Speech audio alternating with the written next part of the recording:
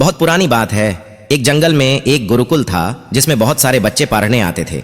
एक बार की बात है, गुरुजी सभी विद्यार्थियों को पढ़ा रहे थे, मगर एक विद्यार्थी ऐसा था जिसे बार बार समझाने पर भी समझ में नहीं आ रहा था।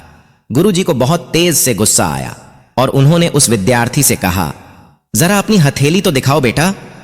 विद्यार्थी ने हथेली गुरुजी के आगे कर दी। हथेली देखकर गुरुजी बोले, बेटा तुम घर चले जाओ, आश्रम में रहकर अपना समय व्यर्थ मत करो, तुम्हारे भाग्य में विद्या नहीं है। शिष्य ने पूछा, क्यों गुरुजी? गुरुजी ने कहा, तुम्हारे हाथ में विद्या की रेखा नहीं है।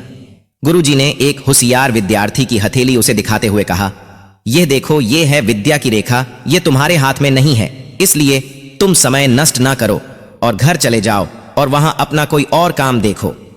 यह सुनने के बाद उस विद्यार्थी ने अपने जेब से एक चाकू निकाला, जिसका प्रयोग वह रोज सुबह अपनी दातुन काटने के लिए करता था।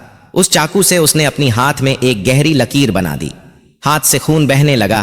तब वह गुरुजी से बोला, मैंने अपने हाथ में विद्या की रेखा बना ली है गुरुजी। यह देखकर गुरुजी द्रवित हो गए और उन्होंने उस विद्यार्थी को गले से लगा लिया। गुरुजी बोले, बेटा तुम्हें विद्या सीखने से कोई ताकत नहीं रोक सकती है। दृढ़ निश्चय और परिश्रम हाथ की रेखाओं को ही बदल देती है।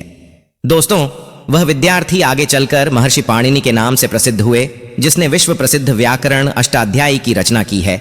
इतनी सदियां बीत जाने के बाद भी आज 2700 वर्षों बाद भी विश्व की किसी भी भाषा में ऐसा उत्कृष्ट और पूर्ण व्याख्या का ग्रंथ अब तक नहीं बना। तो दोस्तों, इस कहानी की शिक्षा यह है कि लोग चाहे जो भी बोले, हम हर एक को गलत साबित करते हुए अपनी लागन और कठिन परिश्रम के दम पर जो चाहे वो सब कुछ हासिल कर सकते हैं।